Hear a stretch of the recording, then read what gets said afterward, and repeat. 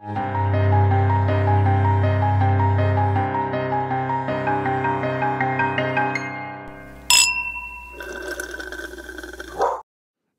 Christine. Hey! Oh, God, it's back. Nobody else has noticed. Your little Tommy Pickles voice is kicking in. Blaze and my mom were like, what are you talking about? Hey! Thank you. I hear it. I hear it, too. It's not as bad as I'm making it sound. It just really said, I'm going to start the episode, not Christine's normal voice. I love it. How are you and your little voice? Where did that even come from? It was from screaming at the football game? Yep. Hi, Em. How are you? I'm good. I have a throat clearing situation today. I don't know why. I haven't had the any olden berry. days. You haven't had a milkshake? No, not at 10 in the morning. How Nope. often do you have milkshakes, actually, nowadays? Nowadays? Yeah. I mean, I think it's fair to say I haven't had one while recording in a very long time. Well, I know that. But I do like to symbolically still think I'm drinking a milkshake because I do still love that, we have the I don't know, the back and forth of like a team wine, team milkshake kind of thing. And I encourage other people to drink milkshakes. I just don't do it because we record in the morning. So also because I feel so bad about my throat clearing when I drink it. That's the bigger issue, I think. The how often I drink milkshakes, I'll lump that into how often I have ice cream in general, and it's probably once a week, once every other week. Allison's parents are still in town, and so I've had a lot of ice cream lately. So maybe that's why my throat's a little gross. I don't think they're the same, though. I would say a milkshake is a much more intentional, like, beverage. You know what I mean? I think, yes. A scoop of ice cream I feel like I have regularly, but like I don't have milkshakes often, but when I do, it's like a very special occasion. I feel like I have to be committing to a lot of ice cream in one sitting with a milkshake. Because my go-to is usually I'm a double scoop kind of person. Sure, of course. I don't remember the last time I got a scoop of something, unless we were like going to multiple ice cream places that day, and I was like, I'll have just one for now. I feel like you really have to be ready to have a lot of ice cream. Exactly. So I thought about having one 2 nights ago. We went to one of my favorite ice cream places, and I was like, oh, I'm definitely getting a milkshake. But then someone else got a milkshake before me, and I saw how big the cup was, and I got intimidated. That's a new thing. You're intimidated by the size of food? Well, it was like a Big Gulp. I was like, do I want like a Big Gulp worth of ice cream right now? Yeah. Oh, okay. No? No. Who are you? I don't know how often I have milkshakes. Probably, I would still say if I'm getting ice cream once a week, then maybe half the time it's a milkshake. So, okay, I'm curious. Yeah. What about you? When's the last time ice cream in general? How often do you have ice cream? Not often. When I was pregnant, I did a lot. What's your? Hold on, can I guess your go-to flavor? Because you strike me as like something like a mint kind of person. I do like a mint, but it's not my go-to. Is it? I think you are you one of those annoying people who just likes vanilla? Hell no. Okay. What's your favorite? What kind of sicko do you think I am? I like ice cream that has any and all toppings inside of it. Like it needs to have just like every texture and flavor. So you're a Ben and Jerry's person. I love Ben and Jerry's. But here's my problem. I don't like chocolate ice cream. Oh. And so wait, you do like vanilla ice cream or vanilla based? I like vanilla based ice cream or any like Cherry Garcia. I like all flavors of ice cream except chocolate. And you let the toppings do the lead. That's like how I am at the Froyo too. I just get like a bloop of ice cream and then just like dump Oreo, which is such a waste of money. Like I'm literally paying for stale Oreo crumbs at the end of the day. But like I just want all the toppings all the time. I mean, we've talked about Froyo before and how we just really go there for the fresh strawberries. The toppings, yeah, exactly. Well, you know the backstory behind why Ben and Jerry's is the way it is, right? Like why it's so.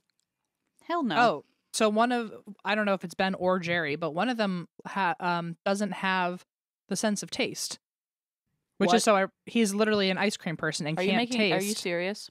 No. And so they it's kind of like how when we wrote a book, I said, I hate books. If we're going to read a book or if we're going to write one, it has to be interactive for people like me.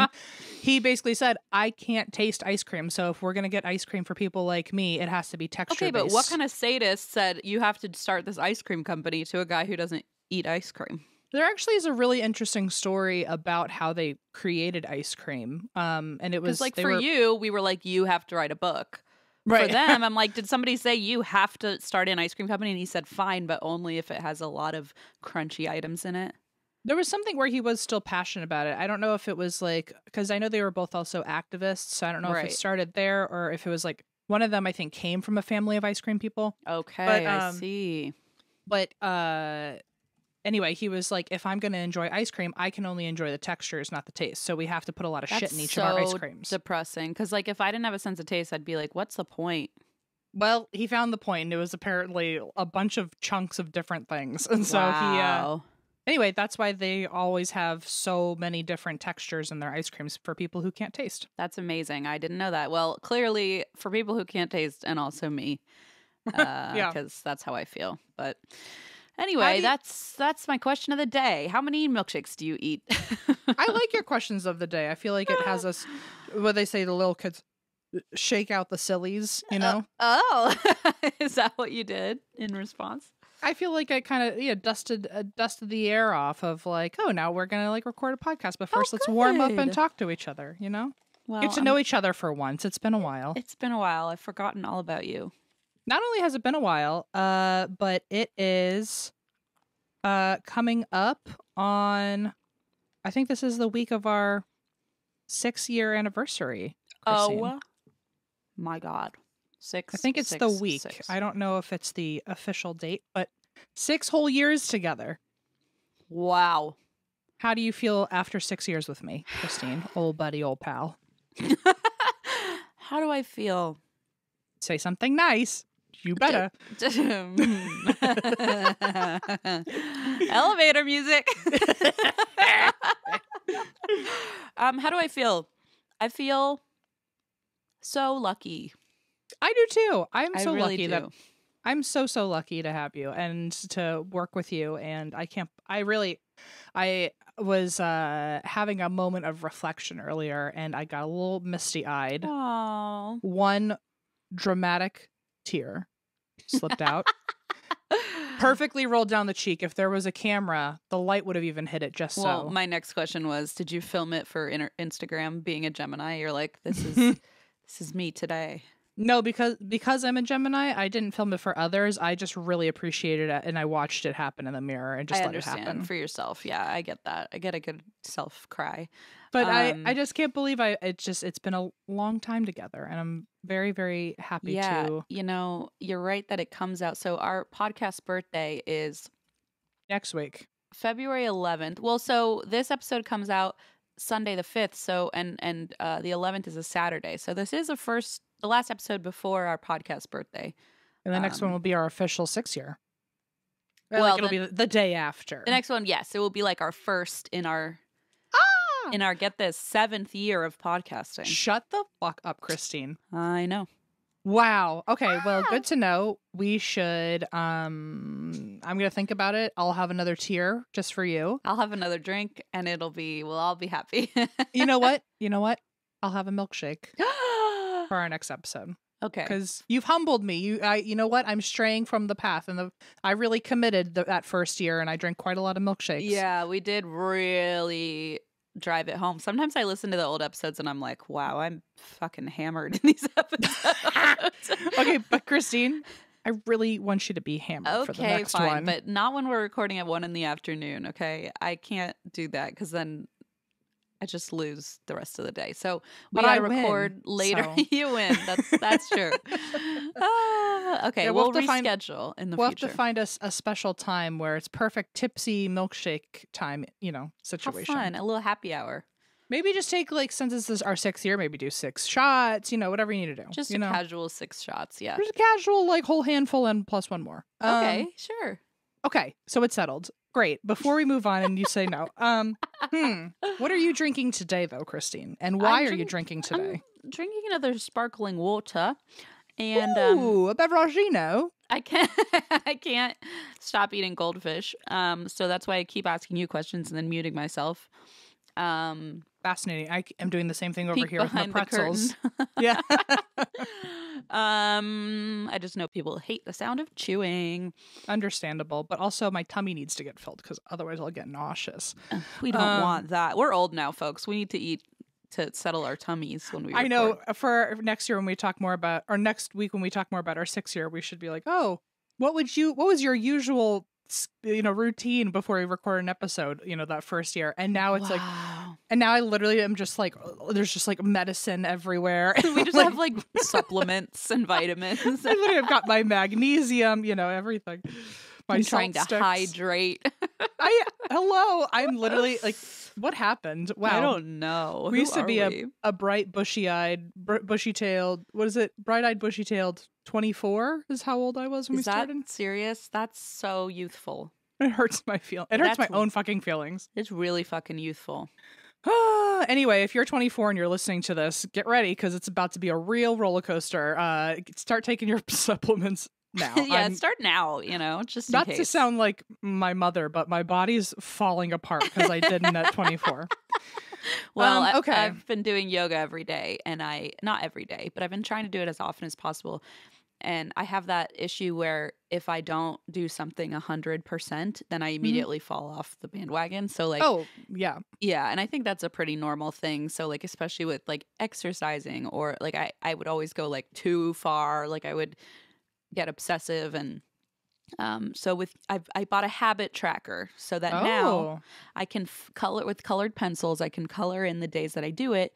And then if I skip a day, it's okay.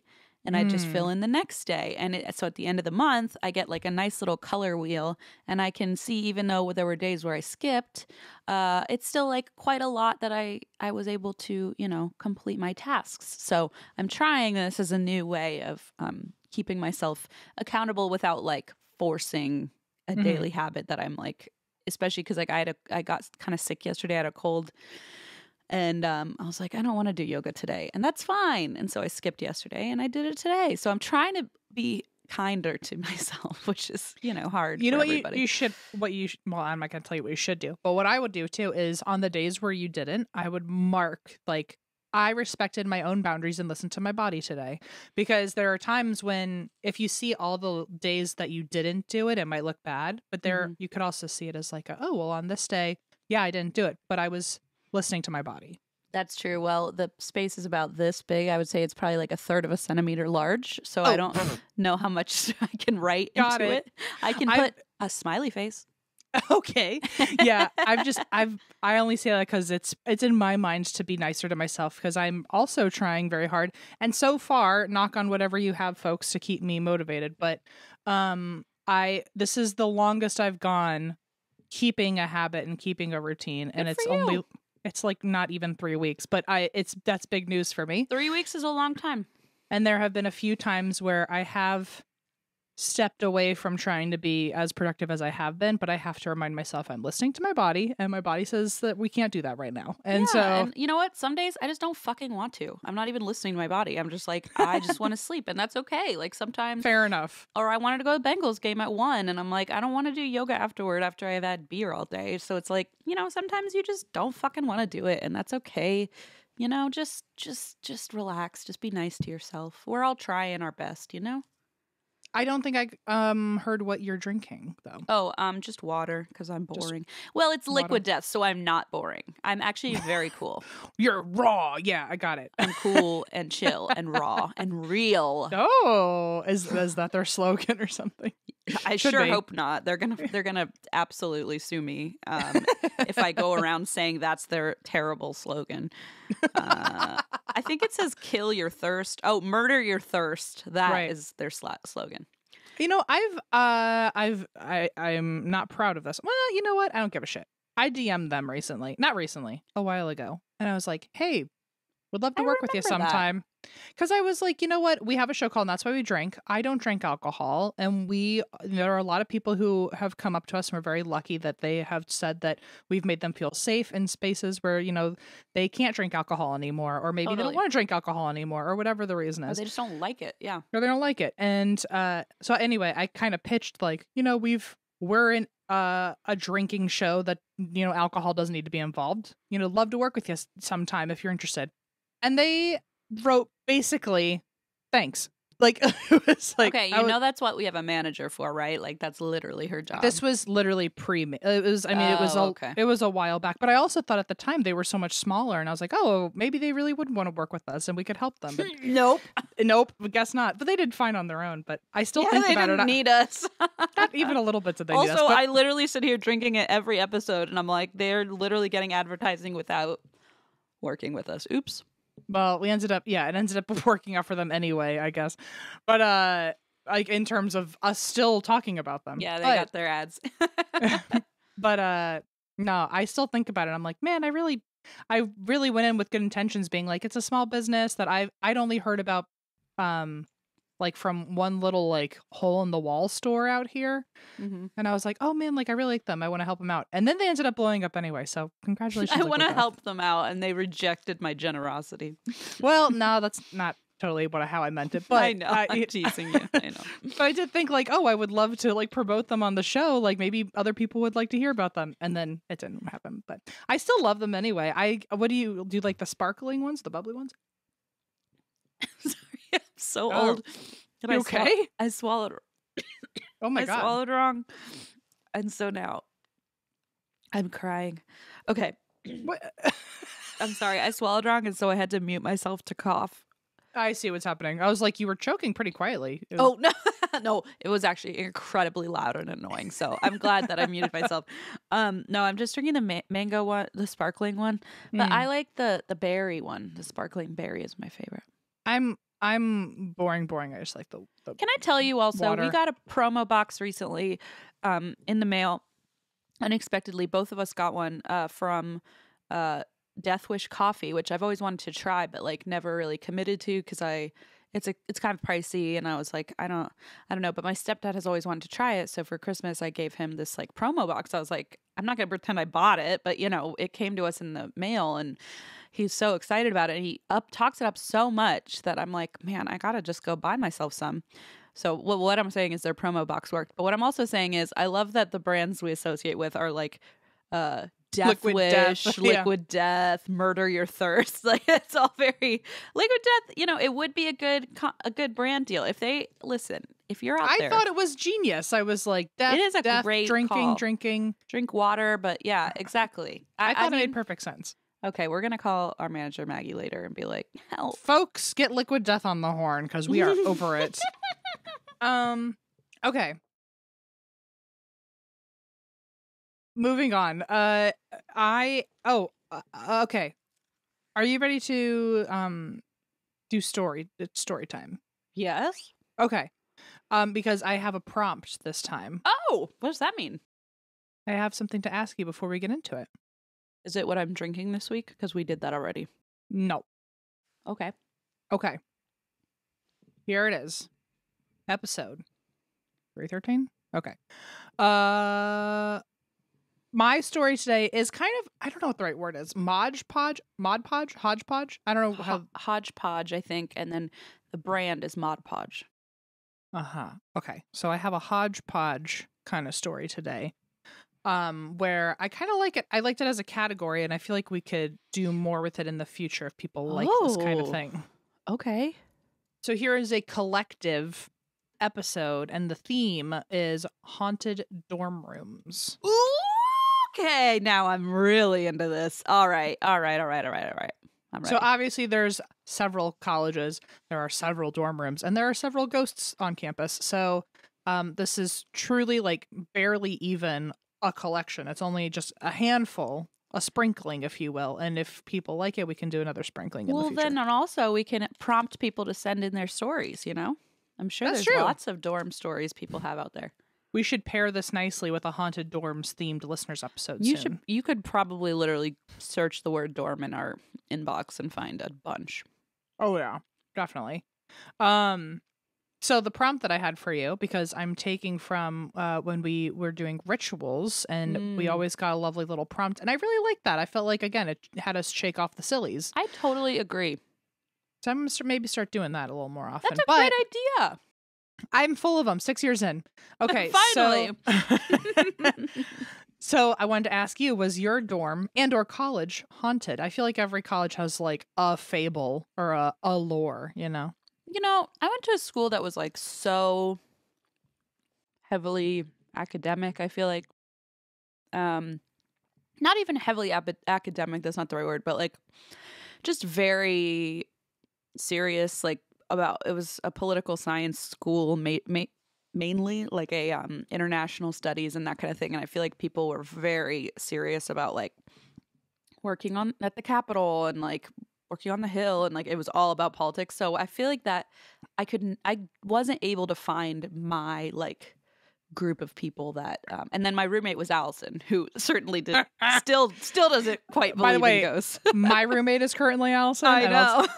And I say currently because if I hear her say ghosts aren't real one more time, she might not be my roommate anymore. For now, she's on on your last nerve. Yeah, so I didn't really ever find. I'm sure there. I mean, you know, it's an old building. It's DC. I'm sure there were plenty of like hauntings there, but I didn't really learn any. Quite honestly, like really, I didn't. I don't think I ever heard one, and it's such a bummer because I don't know. It's such. I feel like I love, as you know, I love buildings with old histories, and I did do a couple ghost tours like in Arlington and some other like spooky areas in and around DC. But the guy I was dating at the time and my roommate Allison, you know, you never heard of her. I don't know if you have. I'll tell you about her later. But they were. That's how this all started. Hang on. I know. They were neither of them, and I spent most of my time with them. Were ghost people. Neither of them were ghost people. So I didn't really get a taste for any hauntings, which I regret. You know, I wish I kind of had looked into that more. I mean, I assume yours was. Oh yeah. So also I was a ghost hunter during college. Okay, so so you were really you were the like total spectrum opposite of what I was doing, which was like trying to fit into like a frat party and failing miserably. You were over there. I was literally in 3 frats. So you were probably hunting ghosts in the frat house. Like that's how opposite we were. Yeah. Yeah, and I love my girlfriend with all my heart, but you were hanging with the wrong fucking crowd. I know. What was I thinking? What if this was all for you? What if literally my only reason for meeting her was to eventually bring her to you, and all this time I was just fucking falling on my sword, being like, you know what? I'm sure someone who believes more in destiny thinks that maybe that's the case. I don't know, but I'm just gonna roll with it. I'm thinking, you know what? You suffered enough. It's my turn to take her on. No, I miss her. I miss her dearly. She's gonna listen to this and be like, Christine, what the fuck? You know where she's gonna listen to this? She always listens to us. Oh, is that you hear that? No, is that her? No, it sounds like a monster. I think there's a. That fits. There's like a motorcycle. You really can't hear that? No. Okay. I really thought maybe she was kicking you out. You were like, do you hear that? It's the sound of me being single. No, she's used to it, I think, at this point. No, she always listens to us in the shower. Aww. And then she gets out of the shower and then tells me what she thought about us talking about her. So, you know, well, can't wait to hear how this goes. I love you so much. Remember when we had to shower in those horrible bathrooms at Let's Hall? Good times. Okay. They were disgusting. My shower was disgusting too. Ugh. Right. Okay. Yes, my campus was definitely haunted. And also, if for some reason you can hear the sound, I am so sorry. Behind. You can't hear that? Hold on. Be quiet. I hear literally nothing. It sounds like they're lifting a house and dropping it. Okay. Wait. Oh, that's weird because you're moving. You're like shifting. They're carrying you away. Christine, you're so fucking This funny. is the Okay, dumbest anyway. show that ever existed. Allison's note is going to be like, actually, you're wrong. Christine's really not funny. Okay. Okay, yes, there were ghosts. Sorry, I keep getting derailed. We had a lot of ghosts. Freshman year we had ghosts. We had me and one of my roommates, Lauren. There was apparently a ghost that was in her area. We had one of those suites where it was like 2 rooms connected by a bathroom. Mm-hmm. And if anyone's listening and you go to CNU, this is York West, if that matters to you. But there was there were these two girls that lived in the room next to me, Lauren, and then I think her name was Priscilla. And apparently in the middle of the night, they would always wake up at the exact same time and feel something staring at them. Ew. And then it would just like hover over them until morning. Ew. But they would both experience it all the time. And then they would come to me because they knew I was a ghost hunter, and they'd be like, what do we do? And I went, Help. girl, I was like, I don't know, but it is staying on your side of the bathroom and I don't want to mess Yeah, you're like shutting the door like, oh, I don't know. I wish I could help you. Okay, bye. Yeah. I was like, I have to shower, sorry. But I remember them being really freaked out about that. There were a lot of ghosts. There was one in another one of my apartments. One of my friends had like their blinds getting knocked over. Oh, there was one. Here's the thing. This was like the CNU big lore. If you go to CNU, I don't know if it's like faded out, but this used to be the big thing when I was there. Is that so our school used to be a high school. Our college used to be a high school.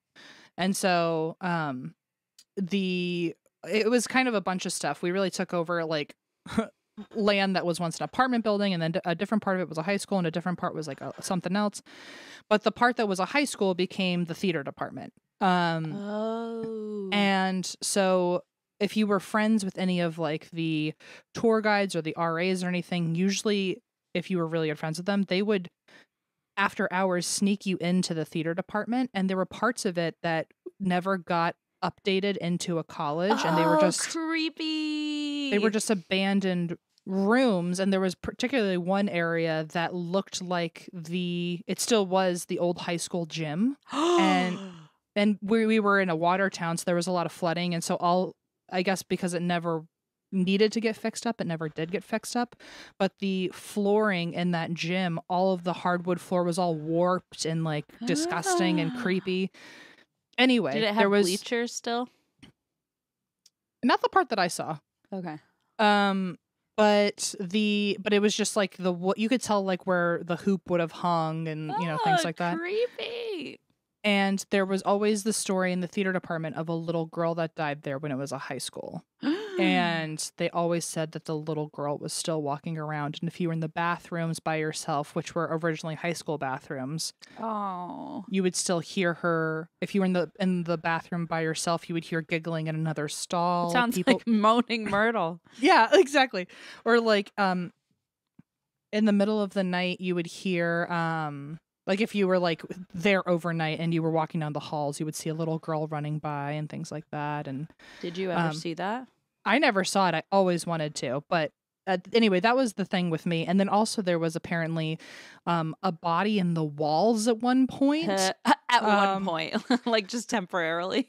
So there's a part of the campus called East Campus, and that when I was there the year that they were converting that part of the property into East Campus. And before that, it was a bunch of just like local apartments that I think ended up being like off-campus housing, but then our school bought it and wanted to like revamp them. But they were knocking down all these buildings, and the rumor always was that when they were looking through the apartments, they knocked down one of them, and in the walls was a human body.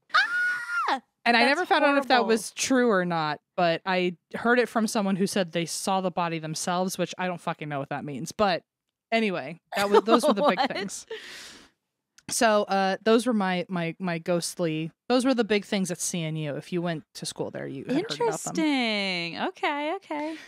So now we'll get into the haunted dorms. Now that we've talked for 30 fucking minutes. So what? Us? No. So just talking about campus ghosts in general, they're usually urban legends because there's really no traceable origin. Like, so a lot of schools, they will have like a spooky history, but none of the characters ever have a name or like how they died. Like, I mean, mine was a little girl died in a high school and now she hangs out in the bathroom. Like, it's very vague. And many people just, I think one of the reasons they think ghost stories are so popular on campus is because it's a bunch of kids now living together, maybe all trying to impress each other or fit in with a cool story. And either you create the story to look cool or because you know the story, you're cool. And like, you know, you've earned some social status. Like, is that a thing? Because again, I mean, maybe it was just my school, but like if I went around inventing ghost stories, I would not have looked cool. They would have been no, I don't think anyone said I am going to invent a ghost story right now. But I think even people if I said, have you heard about the haunting in this basement? I feel like people would have been like, no. Like, I don't know. I don't know that that's necessarily at every college. Like the person telling the ghost stories is a cool one. You know? There was one, yeah. Like I wish that would have been ideal for me, especially in high school. At my school, everyone just ate up ghost stories. So for all I know, people were lying to our faces. And like we also, when I was there used to be a Hollywood Video on campus. And there was also a bowling alley, but they were in the middle of getting demolished. And so again, if you knew like the RAs or someone who could like cover for you, I had come straight from sneaking into the slaughter pen every night in high school. So when I found out there was an abandoned Hollywood Video and an abandoned bowling alley, pretty cool. You bet your ass I went there. And so I remember it was actually really one of those like moments where I felt like a new person or something, or I felt like I was like experiencing like what college looks like, because I was lying on an abandoned bowling alley and I was just and me and all my friends were lying on different bowling alley lanes. And we were just hanging out and talking, but the whole time it was so abandoned and spooky, we just got on topic about talking about ghosts.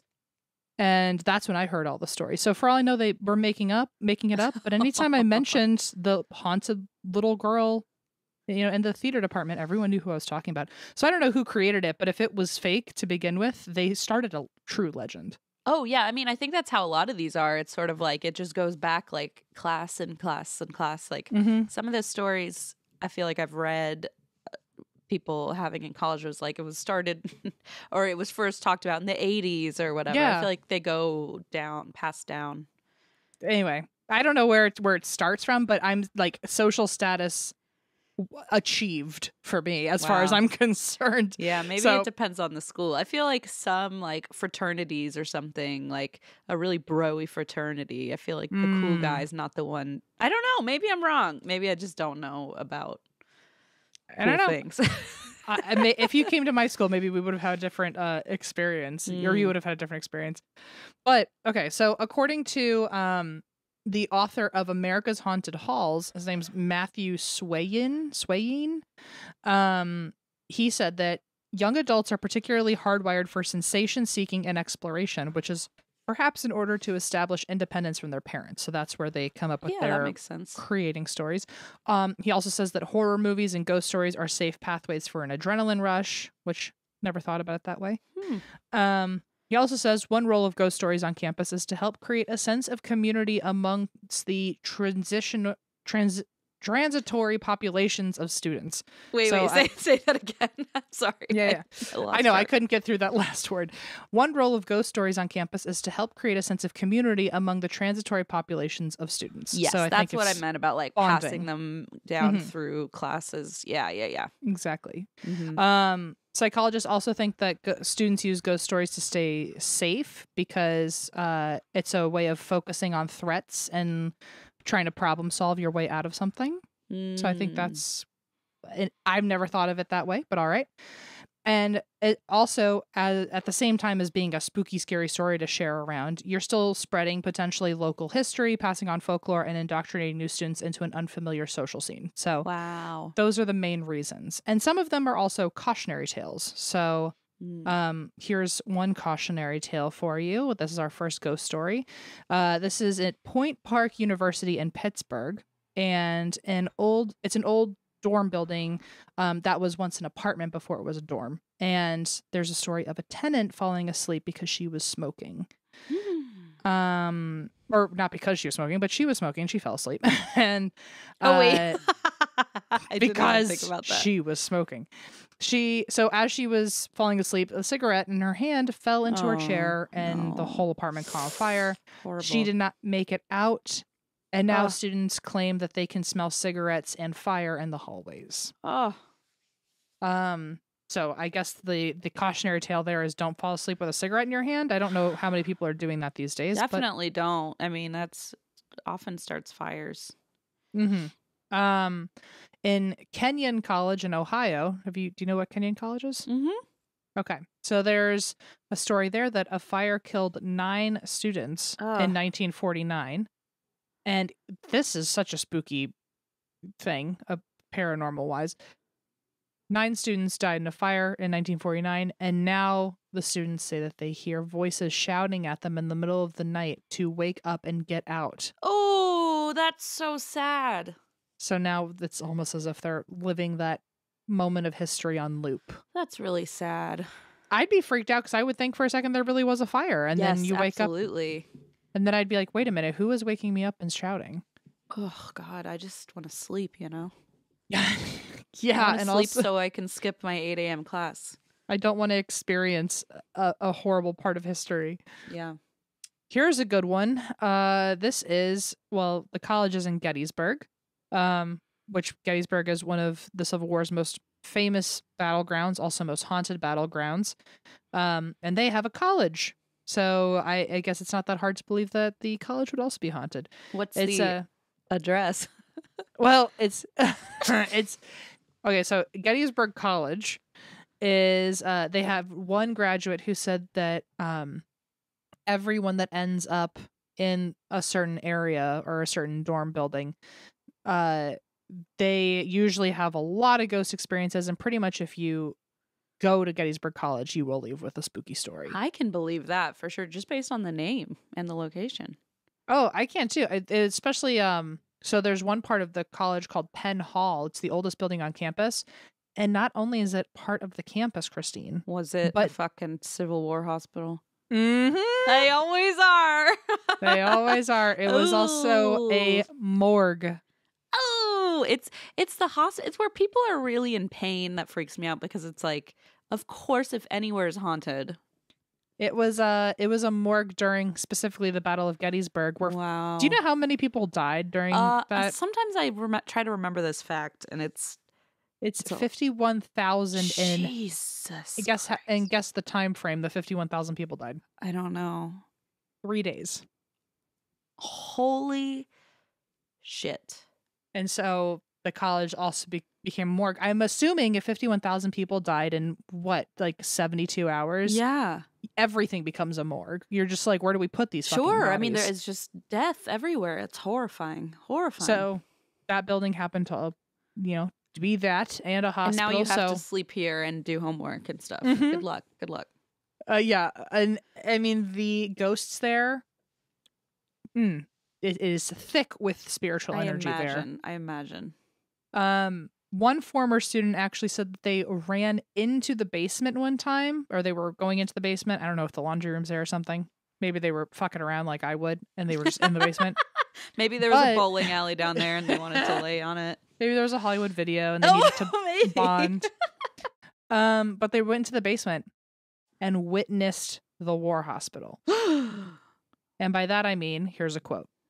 I took to the elevator, and when it opened, there was a full working Civil War hospital in the basement with lights, people walking around working, soldiers. I swear to God, I just looked at it like it was a movie, and I just stared. The elevator door shut. I stood there for a minute and hit the open door button, and when the doors opened again, it was a regular basement. Nobody ever heard of anything like that or saw it. I swear, though, that this happened. Ooh, goose cam. That immediately I'd be like, I guess I need to transfer. Like, I don't need to be here anymore. You know? Wow. That would really shake you up. Well, apparently, just for some validation, in the 80s, 2 office administrators on campus saw the exact same thing in that basement. How freaky. It's almost like a time slip, you know? Yeah, like ooh, what ooh. Ooh. Oof. So there's also Stevens Hall, which is the most haunted dorm on campus. Which is more haunted than Penn Hall. Okay. I don't know. Now this is getting just worse and worse. So Stevens Hall was built in 1911, and it was once a prep school for girls before it became a college. And basically, one night when it was a prep school, the girls tried to rescue a young boy. It's very vague. I don't know if he like was a vagabond and they like found him, or I don't know what was he an orphan? I don't know the situation, but there was a boy outside. The girls rescued him and brought him in for the night, but they knew if the house mother, when doing her inspection, saw a boy there, she would kick him out and he'd go freeze outside. Uh-oh. So when she went around for her inspection, they hid him on the window ledge on the 3rd story. No. And we don't know what happened, to be fair. But after the inspection, they went to go look and find him and say, you can come down now. And he was gone. Oh. So we don't know if he jumped. We don't know if he fell. We don't know if he ran off. But the thing is, he maybe froze to death once he, was outside. Oh my God.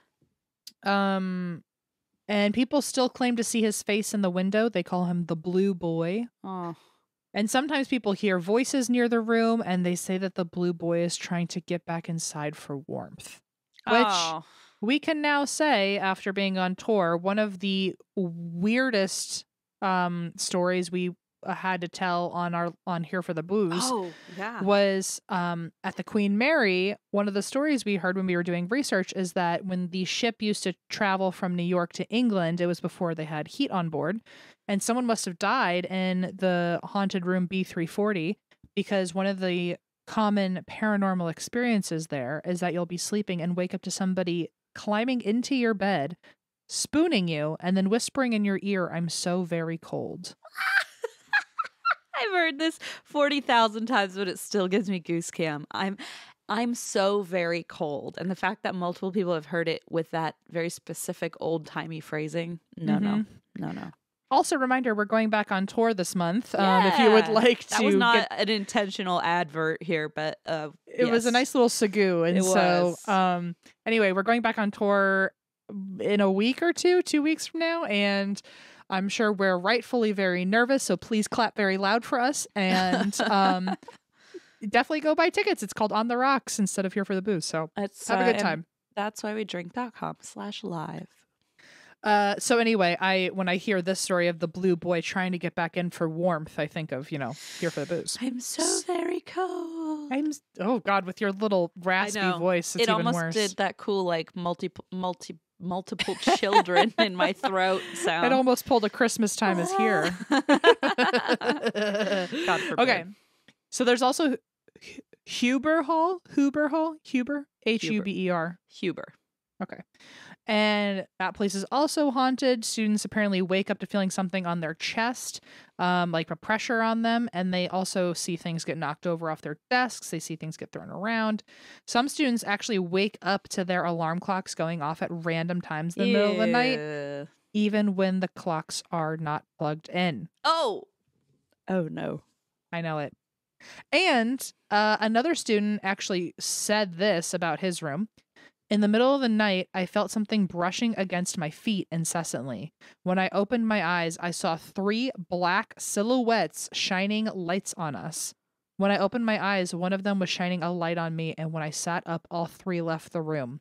In the morning, my friends said they felt arms around them, but they didn't open their eyes. That makes me feel like people broke in. Like that feels like the story with like your hand was over the bed and the dog was licking. No, I hate that story. The dog was licking your hand, and then you wake up and realize the dog had been murdered, and that wasn't the dog licking your hand. And then there's a sign written in blood in the bathroom that says humans can lick too. Good times. At 8 years old, I couldn't be more fucked up by that story. I was fucked up by that. Like, to this day, am freaked out by that story. Anyway, I would imagine if I saw 3 silhouettes shining what seems like flashlights at me, I would think there was some like weird frat ritual hazing thing going on. That they got into my room somehow. I don't know, but I wouldn't think ghosts right away. But It's a hazing. They just like spoon you. they're just there for warmth. Just comfort you. Okay, I don't know what I would think, but I don't know if I would think ghost right away. I feel like the lights flashing in my eyes would really throw me off. I would be like, this is the end. Goodbye. Whatever it is, I don't want it. No, thanks. Unless it's the comfort thing. Maybe then. So that's that college. The next one is Flagler, which we've talked about before on the show when we were in Florida.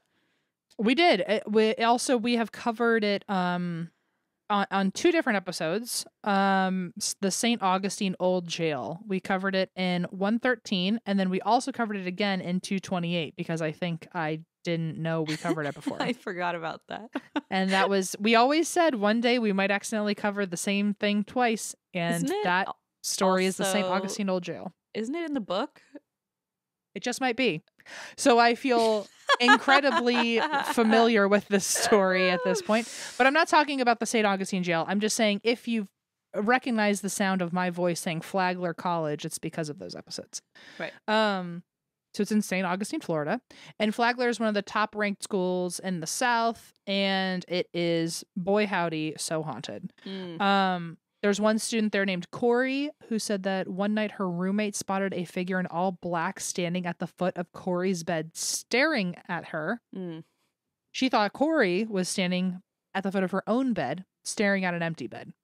And when she tried to talk to Corey, all of a sudden she realized this black figure was not reacting to her. And then she looked at the bed and saw Corey was sleeping in it.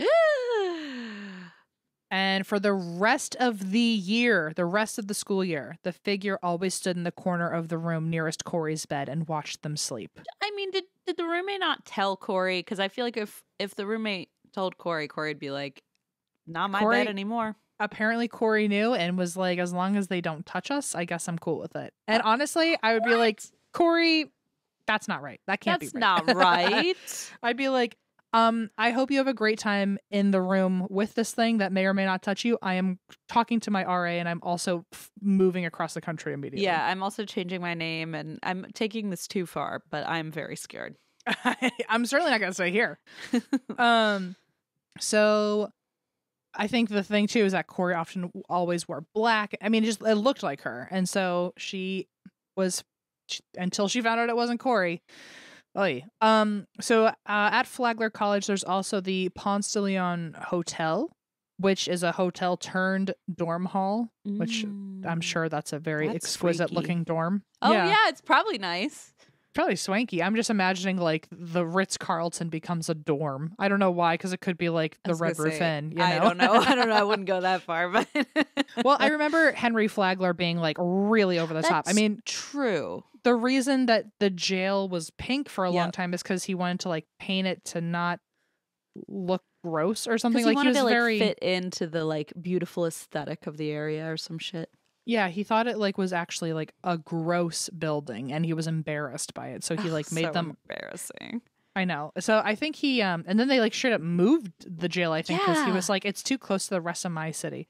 So I'm imagining this hotel was like very she.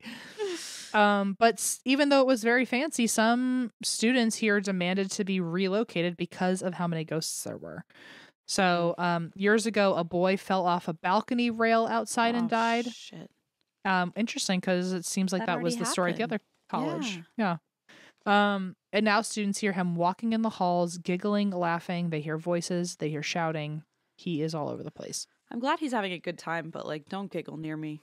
Right. Like, yeah, you can giggle over there. Like, I'd rather you giggle than cry in front of me, but no. You know what would always, you know what freaks me out for some reason? In my mind, when I hear a ghost giggle, I imagine it will eventually distort into like screaming. Oh. I don't know why giggling's so creepy. I think it's because something is having a really good time and you can't see why. It's like, are you having a good time knowing I'm scared? Are you having a good time? Yeah, it's sort of like it can see you. Yeah. And also I'm insecure. I'm like, what are you laughing at? Like, what, am I in on the joke or am I the joke? You know how like John Mulaney said like 13-year-olds are the meanest? Yes. Like, can you like if all of a sudden, can you imagine it's a 13-year-old who's laughing at you and you don't even, you can't even see them. Not happening. But they can see you. It's like I'm you can't crying. escape the 13-year-old. Oh. My nightmare. My nightmare. I really hate it. So supposedly Henry Flagler himself haunts the college. Once there was a tour guide where every time they said Henry's name, all of a sudden the lights would start to flicker. And someone on the tour actually noticed this and said, "Oh my God, every time you say his name, the lights go out." They said his name one more time, and the next time the light went out, it was over his own portrait. That's very theatrical. I know. It's like, okay, Queen. Yeah. Yeah. There's also the college, and I'm sure, by the way, there are millions. I'm really blowing over these, but if anyone wants me to cover like one school specifically, I'm sure we could do that. But I'm just trying to give you a hodgepodge is how we agreed on that. So there's another school in Indiana called St. Mary of the Woods, and it is Indiana's, I know, Regal. It's Indiana's oldest Catholic college. Apparently there are 9 Catholic colleges in Indiana, which is too damn many. Notre Dame. Oh, okay. And that'll do it. So this school was founded in 1840 by French nuns.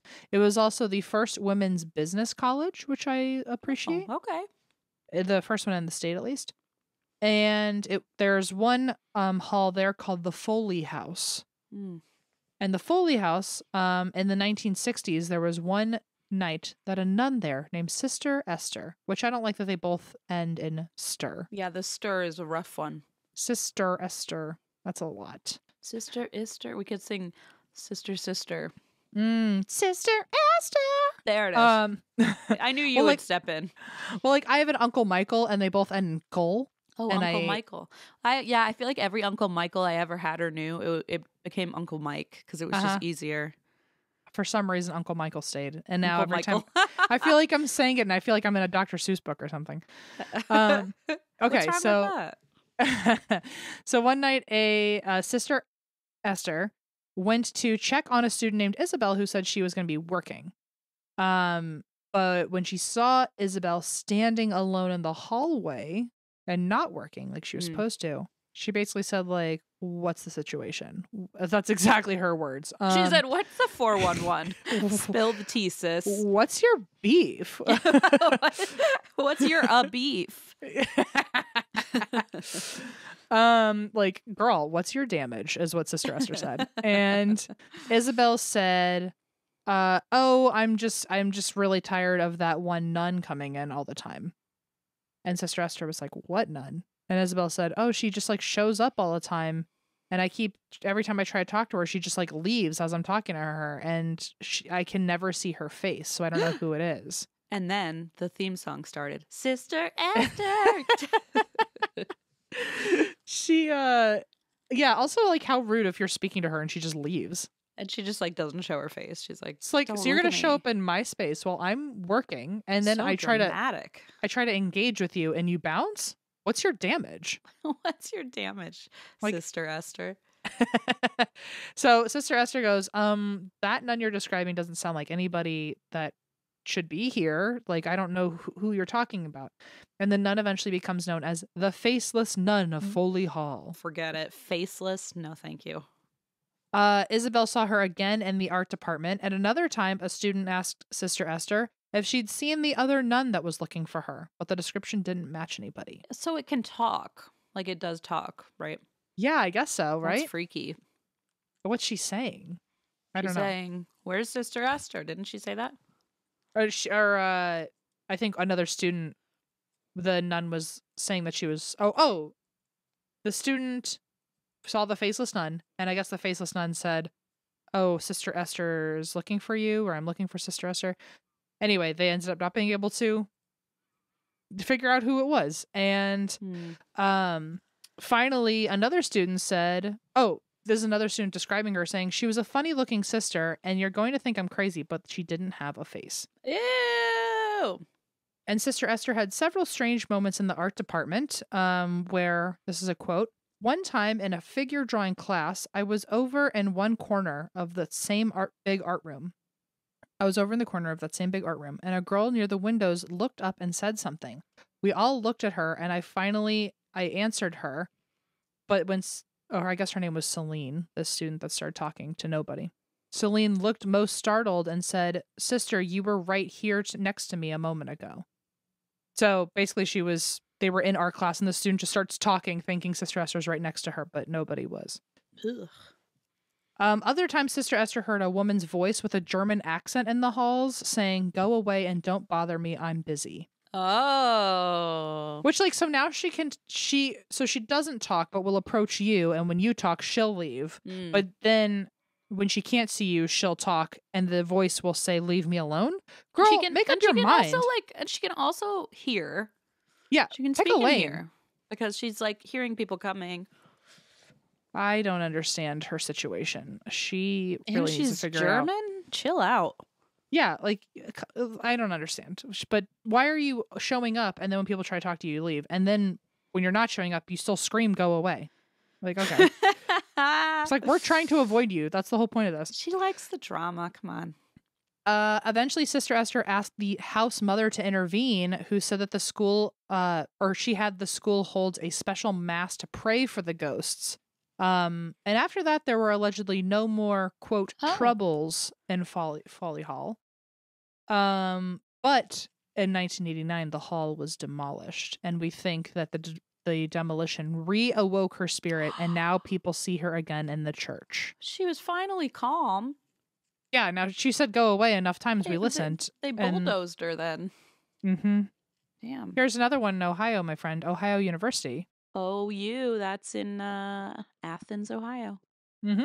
It's one of the oldest public colleges in the U.S. It was founded in 1804, and it is so haunted that Fox once listed the school as one of the scariest places in the world. So, well, I didn't know that. Apparently, part of its campus, which is called the Ridges, used to be part of the, quote, Athens Lunatic Asylum. Oh, okay. Yikes. I'm just going to call it the ALA. And apparently it opened in 1874. So over 100 years later, there was a well-known patient at ALA, and her name's Margaret Schilling. And she was apparently very kind, never got into trouble. But on December 1st, she vanished. Oh, fuck. Story goes she was playing hide and seek with the nurses who got distracted by another patient and stopped looking for her, and she just kept hiding. Okay, that's the most sinister ghost story I've ever heard. Jesus. Just like rooted in innocence, yeah. Yeah, that's something that makes that so terrible. She ended up in a closed off under construction part of the asylum and ended up dying before anyone found her. Fuck. They think she either froze to death or she had some sort of heart failure, but she wasn't found until 42 days later. And I don't know if this was part of her mental illness or if this is supposed to be spookier, but apparently before she died, she took all of her clothes off and folded them up and put them next to her and then lied on the ground. And that's how they found her. So she was also nude when they found her 42 days later. Well, you know, that happens when you freeze. You take your clothes off because clothes off, yeah. So that's why they think maybe she froze to death. Oh God. Strangely, Margaret left behind a perfect imprint of her body and hair on the floor where she died. Whoa. That's very like Catholic sounding. Yeah, well, the scientific theory is that the sun came through the window enough and shined just so to create some sort of imprinting effect, like photographic effect, where the image of her body stayed on the floor. Whoa, that's quite a theory. I know. The mark that her body left is now known as the stain. Oh, okay. And it cannot be cleaned off. And they say it's so people will always be able to find her now. Oh, that's terrible. In 2016, the building was declared structurally unsound, so now nobody can go creeping in anymore. But the area also has Wilson Hall, which is the most haunted site on campus and lies in the middle of the Ohio Cemetery Pentagram. Do you know about this? No, but I love it. Did I know or did I not tell you? Ohio, there's some fucked up shit here. It's like a portal or something. I don't know. It's a scary place, this state. So apparently on a map of Ohio cemeteries, one cluster of them is found in a pentagram. Oh, God. Why? And Wilson Hall is right in the middle of the pentagram. It's like, oops, how did I get here? Now, sidebar, I will say, some pagan traditions do say that pentagrams are supposed to keep you safe from spiritual harm. Right. But I will say that doesn't seem to be the case here. And Wilson Hall is super duper haunted. Okay. Students hear voices following them down halls at night. They'll hear stomping in their own bedrooms. One student was this one student's name is Stephanie. She was in her bedroom when her full-length mirror flew off of her wall into the center of the room, dropped and shattered, and then her roommate's mirror did the same thing. Ew! I was gonna say one mirror you could probably like trick yourself into thinking, well, maybe it was just lose 2 in a row. Mm-hmm. Also, their textbooks were getting thrown off of their desk. Their lights that didn't have any batteries in them started flickering. And Wilson 428, the room 428, is apparently so full of spirits and gets so many complaints from students that live there that the room has officially been declared uninhabitable. Oh, man, because I was about to say, I bet one of our listeners right now is going, for what? What did they just say? And like rewound. I look around the room like, oh, shit. It also reminds me of Queen Mary because B340 for a while, the hotel staff had to block it off. It couldn't be They just like left used. it to rot and Too I feel many like complaints. a hotel, that's a big move to just close off a room for no reason. Yeah. So apparently in Wilson 428, if you do happen to be living in Wilson 428, I'm so sorry to tell you, but so the door would slam open and shut every night. And here's the super creepy part. The wood grain of the furniture would morph into demonic faces. What? They would hear voices, footsteps, glasses would explode. And in the 1970s, when they still had people staying in that room, a student allegedly died in that room, and their ghost would move things and throw things around all the time. Oh, no. So now he's just joined the ruckus. Mm-hmm. One student staying here used the room to actually astral travel and talk to spirits. Again, also very Queen Mary, that one of the things they used to do in the 80s in B340 was like have like rituals and seances and encourage stuff. So one student was staying there and she was encouraging stuff and eventually passed out one night and died a few days later. Oh, which could be so many other things, but for the lore, people use that as that they're now there's connected. 2 deaths. Well, I don't know. I've been trying to practice astral stuff. Am I gonna just open up some sort of portal and then like die? At Wilson 428, maybe. Okay. Some historians think that Wilson Hall is built on the unmarked graves of the asylum's earlier cemetery, which is what causes the ghosts. No. And the school does happen to be, like you said, in Athens, which is a lesser-known Appalachian region of Ohio. And some say that location in particular has so many hills and rivers that it creates a powerful flow of energy. It's a beautiful area. And the energy allegedly goes right through the center of town, which happens to be the college. Oh, sure. It's like, oops, pentagram. Oops, whoopsie daisy. Center of college. Before we go, I will show you in Geo's trio, we have a little picky. Okay. This is the 2 girls that I just mentioned where their mirrors shattered. Oh. We have those pictures. No way. Okay, that's both of them next to each other. So one of the mirrors lifted off the wall and then shattered, and then the roommates did. I love that they're giving a peace sign. They're like, whatever. And then in the next one, they're like, okay, we're not messing around anymore. Ugh. Wow, this is so creepy, dude. Anyway, 2 different mirrors. That's just a small smattering of haunted dorms. Ugh, I hate it. Thanks a lot. You're welcome. Yeah, if you have a haunted dorm story, write it to and that's why we drink at gmail.com. We'll collect them and maybe do a themed listener episode. Ooh, okay. I like and it. Also, I feel like a lot of people probably are yelling, I already did send in my story. Well, maybe search dorm. Great, yes. Let's it's search still dorm there soon. then. Okay. So today, I have a story for you, and you're going to need to get a few gargoyles out. I love my little gargoyles. Okay. It's not even that many people. It's just like, it's a little confusing. So the relationships are dicey. I see. Yes. There's just a lot of white dude names. So I just... Oh, Brad, Chad, and...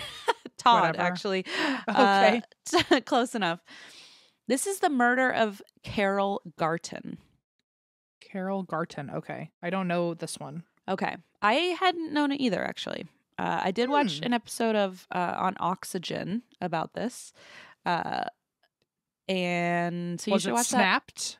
that. It wasn't Snapped. I'm trying to remember the name. I know you love Snapped. Oh, Mastermind of Murder. That's what it's called. Oh, how do they keep it up with these shows? It's honestly a thesaurus is probably how they do it. I think so too. They got it. They got it. What are we doing here? Every single day they're brainstorming new names that rhyme or have a pun. Like what's that one? Fear thy neighbor. Like shit. That's another one? My God. Okay. Talk about a double entendre. Okay. Anyway, this is a murder of Carole Garton. So Carole met Todd Garton in the Oregon indie music scene of the 1980s. Oh, okay. That's very niche. Very indie, very hip, very cool. Carole was a singer-songwriter who played in a local rock band, and Todd himself was also in a band. And the best I can say about him is he had some pretty chaotic energy. Ooh, in a good way? Absolutely not in a good way. Okay. So, yeah. He came off to people as very self-important, like the kind of guy who was right, who just thought he was right about everything. You couldn't talk him out of it. And he did have some friends, so he didn't turn everyone away, but the friends he did have described him as a guy who had, quote, 1 million crappy ideas a minute. 1 million crappy ideas a minute. That feels like, I was going to say, that feels like me sometimes. Feels similar, doesn't it? Yeah, I feel like I could relate to that, but maybe he has much crappier ideas than I do. I know, like, what's the level of crappy we're talking? Because, like, it's you really... and I have come up with some harebrained ideas that are pretty crappy. They're pretty crappy, but also they become pretty great. So some of them do. Some of them, I'm sure, just don't go anywhere, and those are the crappy ones. But, like, we're not all crappy ideas, That's true. We've had a couple gems in there. Yeah. How else would Xenon have come to life? Now, don't you ever call her a crappy idea. I said some of them are gems. Goodness. How else would Xenon have gotten here? You're right. I'm saying they're not all crappy. I have a hunch his crappy ideas are on a different tier than us. I think maybe. And I think as we go through the story, you might start to agree with yourself. Okay. Okay. I'm talking to the other Gemini, the other half of the Gemini in you. Okay. So his friend said he was a guy who had 1 million crappy ideas a minute. For a while, Todd had this fling with a groupie who loved his band, and her name was Lynn. But according to Todd's, so good job. Todd's friend, sorry, Em's getting the gargoyles out. Can you tell I'm positioning them like a chess game? I love it because I already forgot about the gargoyles, and I'm already comforted that you have them to help. I have 2 of them kissing, so I know that they like each other. That's romantic. Okay, so that's Todd and Lynn who are kissing, the gargoyles. So Todd and Lynn got together, and she's a groupie, so she's obsessed with his band. She's obsessed with him. But Todd's friends are like, oh boy, she is bad for Todd. She's just like trouble. Amplifies his chaotic energy, like encourages his bad ideas. I'm sorry, his crappy ideas. But he probably says it as, well, she gets me. Yeah, exactly. You know, and like she's obsessed with me, like literally because she's a groupie. So she fed into his worst choices and encouraged reckless behavior. So they were not on board. But when Todd met Carole, people around Todd were thrilled because Carole was a calming energy who almost like seemed to soften or take the edge off of Todd. So he was just less reckless, less chaotic, less unpredictable. So Carole was the kind of person who spread joy everywhere she went, but she was also a force to be reckoned with. Like she didn't back down easily. She, had a strong backbone, stood up for herself. Carole, however, did not tell her family about Todd for a while because unlike Todd's friends, Carole's friends were not going to be on board with this relationship. She snuck out to meet him for a while, and she was living at home at this point. And then finally, she announced she was moving out her family's house to get an apartment with her boyfriend Todd. Okay. And they were like, "Who the hell's Todd?" And she's like, Don't "We're in worry love." about it. And don't worry about it. She's like, "Here he is." And they met Todd. Ta-da! Ta-da! Ta-da! Here he is. Actually, he does say that anytime he walks into a room, and it's so annoying. Me like, too. We've just learned. Yeah, you do too. But I actually, this is a perfect segue into me saying, yesterday I was sweeping, and when I was done, I went ta-da. But I was by myself, but it was just to make me feel accomplished. That's like the saddest ta-da. I feel like in 200 years, someone's gonna be like, "There's this ghost in my house, and all it does is whisper ta-da." I wonder what it means. You hear a broom sweeping by and like ta-da. a swish, swish. Yeah. There's a TikTok sound that's going around right now where it's like people are putting it over them, like doing a really great like basketball throw like perfectly into the net, and then you just hear someone behind the camera go hooray, and like it's supposed to be so lame, and the caption is usually like never letting my dad or letting my white friend film my awesome shots again, and it's hooray, and I feel like ta-da is one step away from hooray. So hooray. Well, the funniest part is when you started telling that story, you said you were sweeping, but I immediately, for my own entertainment purposes, turned it into you saying sleeping with like a little lisp, like I was sweeping, and then and so in my head you were like, I was sweeping, and then I finished sleeping, and I said ta-da. For my regularly programmed nap that I'll be having this afternoon, Sure. when I wake up, maybe the first thing I'll say is ta-da. I love that for you. I feel like it's good energy. Unless Actually, your name's I really like that. I think unless your name is Todd, then like stop it. Wait, he would literally go into rooms and he could go Todd. I know, that's what I'm saying. Ta-da, ta-da. He could use it, but I don't know. I kind of like it better when you do it. Ta-da. Okay. All right. So, he walked into the room. They met him. Her family met him and said, "No, fuck this guy. We do not approve." And she's like, "I knew you wouldn't. That's why I didn't tell you about him." So they did not like Todd pretty immediately. He did not have a job, so Carole was supporting both of them. But it wasn't just because, he couldn't find one or what have you. It was because he didn't like the idea of having to go into an office from 9 to 5. And I'm like, who does, Right. I like find a person who's down with that. Yeah. Who loves doing it, But Carole was strong-willed, and her family knew they couldn't talk her out of it. So instead of like cutting her off, they said, "Fine, if this is what you want, we'll support you." Okay, that's healthy boundaries, I think. I don't know. I'm not really good at boundaries, but they supported her anyway. And then big news, we are moving to California. And so this was, I think, hard because, they're in Oregon. It's not too far, but she's moving away with this guy they don't approve of. And they are not thrilled. So they do it anyway.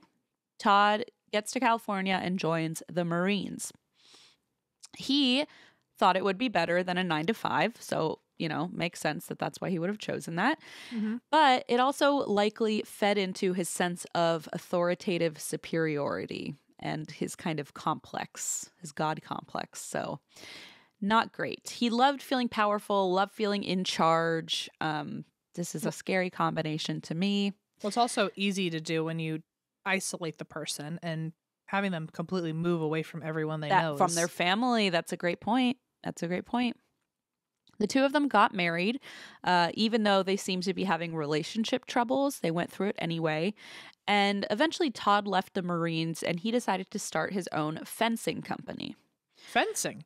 Oh, my dumbass thought you meant sword fighting. You're sweeping and fencing. Was sweeping and sword fighting, and that was sweeping and sword fighting. That's so good. My one of my stepbrothers, he always had the R's and W lisp, and it still comes out. And as a grown man, I pushed him down one time. We got in a fight. I pushed him down, and he landed in the dirt. grown ass man. And he goes, "Oh, now I'm all doity." Oh, And buddy. I was like, that ends the argument right there. I was You like, got into a fist fight with this person? no, a fight like we were like I don't know, fucking around, and I like pushed him, but he like Oh, I thought you meant you were like having a verbal fight and then you pushed him into the ground. I was like, Jesus Christ. oh, imagine if I was a grown person who doesn't fight with anybody got in a true verbal match that led to fisticuffs. And it ended with one of us going, "Now I'm all doity." Well, that's what I was picturing. I was like, whoa, Em really fucking showed them who's boss. Okay. I'm all dirty. Okay, so anyway, they get married even though they're having relationship troubles. He leaves the Marines and he starts a sword fighting company. But by sword fighting, I mean fencing. Fencing actual fences around your house. Sword fighting. I feel like that's what happened at daycare, you know. Oh, so good. You just said fencing so confidently, and I so confidently believed it was sword fighting. We're like, cool. Which, like, by the way, if someone's opening a fencing company, that's great. But I just didn't see it coming, and you said something with such confidence. I was like, oh shit, he must have really liked fencing. He developed a love for fencing during his time in the Marines. Oh boy. Okay. So he starts his own company, and meanwhile, Carole is working. I believe she was working in some sort of insurance field, something I can't understand. And she was very well liked. She was respected in her office. And so they were doing okay. Things were rocky, but they did get married. She took his last name. Todd, meanwhile, made friends with a man named Dale Gordon. Now, Dale was a former Marine mechanic who had worked on Todd's car, and the two of them bonded over having been in the Marines, and they became friends. Okay, hang on. I'm setting up my... Thank you. My gargoyles. Okay. So they're buddies. Yes, they're buddies, and they were in the Marines together. They're about to be, I was going to say more than buddies, but I didn't mean it in that way. That would have been a fun plot twist, but unfortunately, no. Got it. What I meant was they became roommates because Dale's business went bankrupt, and not only did Todd hire him on as an employee of his fencing business, but Carole also arranged for Dale to move in with them. So now their friend Dale's living with them. Okay, got it. And working for Todd. Got it. Okay. Then Todd found another friend that he wanted to employ. So he employed 28-year-old Norman Daniels, and now he also joins the friend group. Okay, got it. And he joins a friend group, and he works at the company, at the fencing company, but he does not live with them. So he's the only one that doesn't live with them. Got it. Okay. I got my. I have my. You got it. I didn't have enough gargoyles, so I got my little guys. I like those. Are those your little my little Grim race Reaper? My little race and reapers, yeah. Race and reapers, yeah. All right. Okay. So, like I said, all three men were veterans and had and so they kind of bonded over that. And Norman, meanwhile, was working hard on 2 jobs to support his family. He had a young son. So Carole and Todd, even though they're making friends and their businesses are going okay, they are still struggling in their marriage. And when Carole talked to her friends and family, when they asked how things were going, she just ignored the whole topic of her relationship and her marriage, which is not a good sign. Red flag. But the friend group as a whole seemed very happy. People called them the Garton Gang because Todd and Carole were both Gartons. That was their last name. And then the 2 friends were kind of part of the group. So by association, Gartons. Yeah, exactly. Gartons by... Gartons by... Ina Garten. Okay. If you don't have it, store-bought is just fine. How easy is that?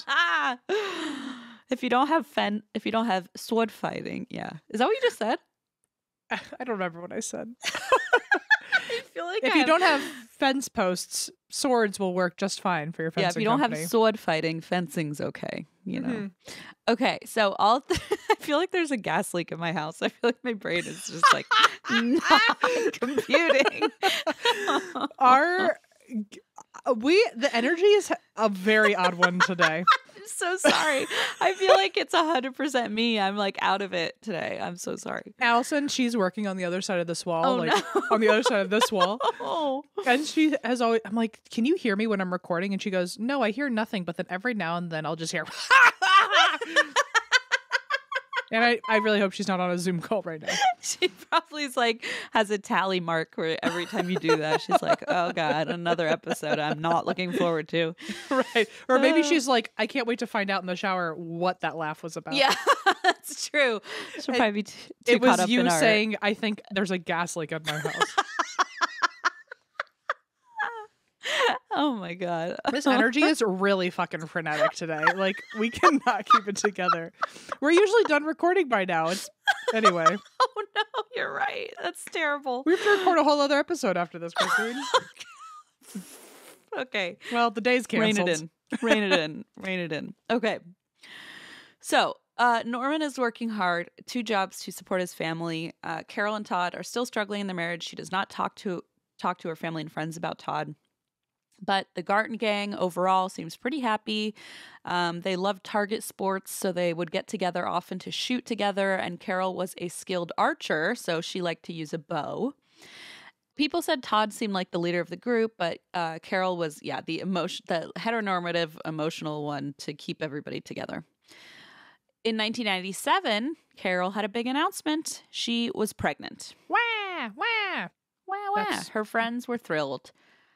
They Norman. went, wah, wah. Yeah, they went, ta-da!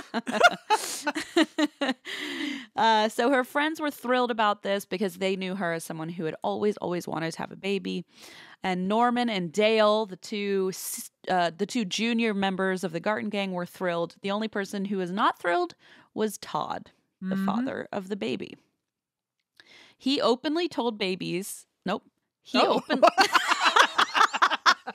he told babies that he thought they were stupid and hated them. He openly insulted babies. Oh my God. He had a little press conference with babies.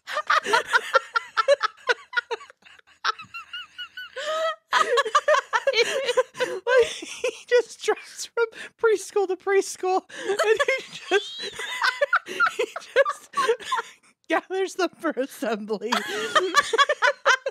It's like, gather around. Oh my God. I need. Oh my God. I talk to babies. What's wrong with me? Sorry. Okay, so he talks to the babies. I'm so sorry. Oh.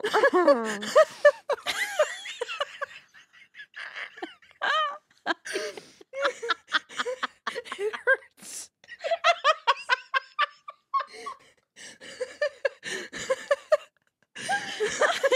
I'm so sorry. I wanted to be. Oh my God. Okay. He does not talk to the babies. Okay. I'm so sorry. Oh my God.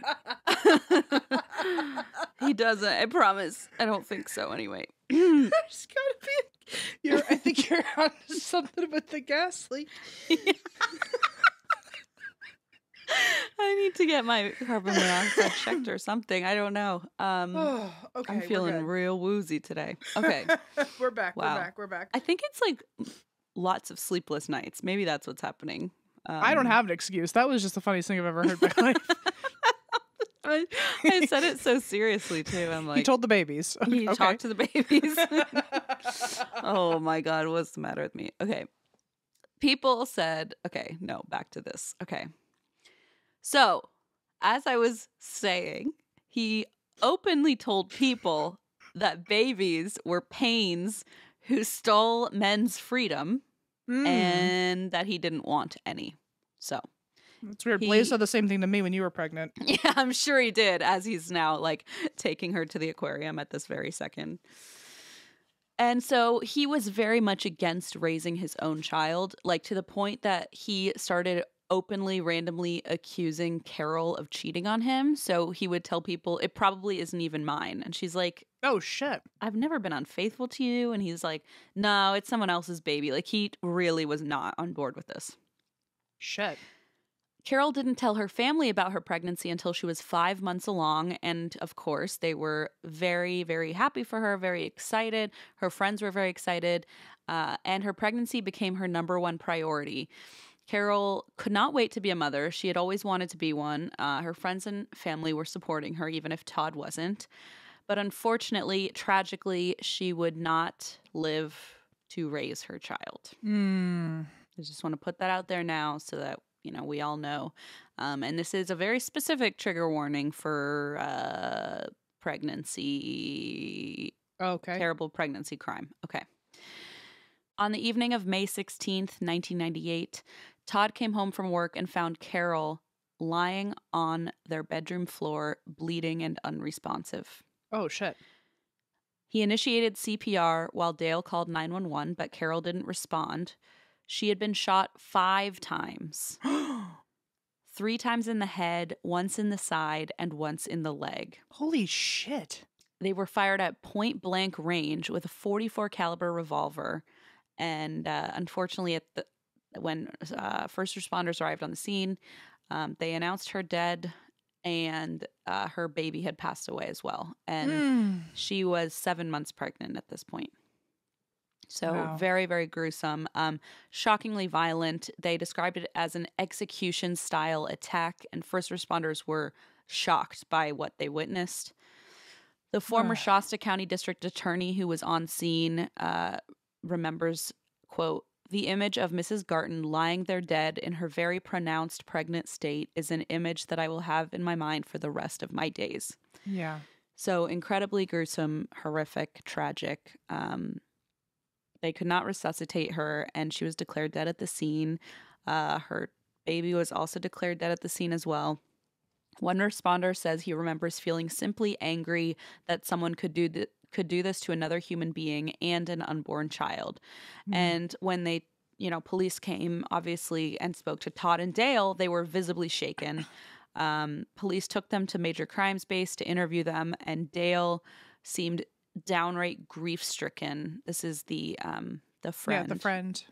And he described Carole as a perfect, loving person. He had great admiration for her as a friend. He's actually interviewed in the episode I watched. Oh, okay. What was it called? Something of dark mastermind of murder. Yeah. So, as for Todd, her husband, he was equally shocked, and he kind of ran them through a schedule of what had happened that day. From the surface, it had seemed completely normal. The friends sometimes went to gun shows at the local fairground where they would sell weapons and accessories for extra income. And so that's how Todd, Dale, and Norman were spending the day. And Carole actually decided to stop by their tent at noon. She was heading to tour the delivery ward at the hospital where she planned to give birth, which is terrible. And about an hour later, after that tour, she rejoined them. She was tired, so she decided she was going to leave early and go home and rest. And Norman, the other friend, offered to drive her home in her Jeep because she was too tired to drive. He said he had things to get done back home, and Todd agreed to close up the booth himself.